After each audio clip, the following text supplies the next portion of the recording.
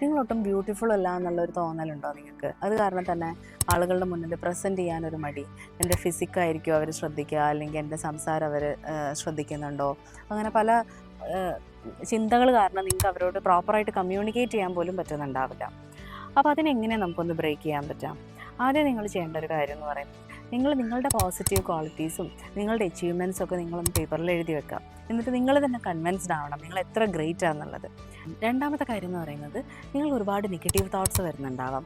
അത് എന്തുകൊണ്ടാണ് ആ നെഗറ്റീവ് തോട്ട്സ് വരുന്നതെന്നൊന്ന് ചിന്തിക്കുക. ചിലപ്പോൾ നിങ്ങളുടെ എന്തെങ്കിലും നിങ്ങൾ തന്നെ ചിന്തിച്ചുണ്ടാക്കുന്നതായിരിക്കാം, അല്ലെങ്കിൽ പണ്ടാരോ നിങ്ങളോട് പറഞ്ഞ കമൻസിനെ ബേസ് ചെയ്തിട്ടായിരിക്കാം, അല്ലെങ്കിൽ മറ്റെന്തെങ്കിലും ഫാക്ട്സിനെ ബേസ് ചെയ്തിട്ടായിരിക്കാം. അതിന് നിങ്ങൾ യുക്തിപരമായിട്ടുള്ള ചില ക്വസ്റ്റ്യൻസ് കൊണ്ട് ചാലഞ്ച് ചെയ്ത് അതിനെ കൺവേർട്ട് ചെയ്ത് പോസിറ്റീവാക്കി മാറ്റാം.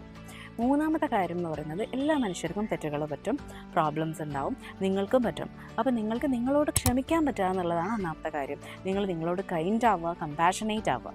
ഓക്കെ, അപ്പോൾ ഈ 3 കാര്യങ്ങളൊന്ന് പ്രാക്ടീസ് ചെയ്യുക. നിങ്ങളുടെ സൗന്ദര്യം കൂടി വരുന്നതായിട്ട് നിങ്ങൾക്ക് കാണാം.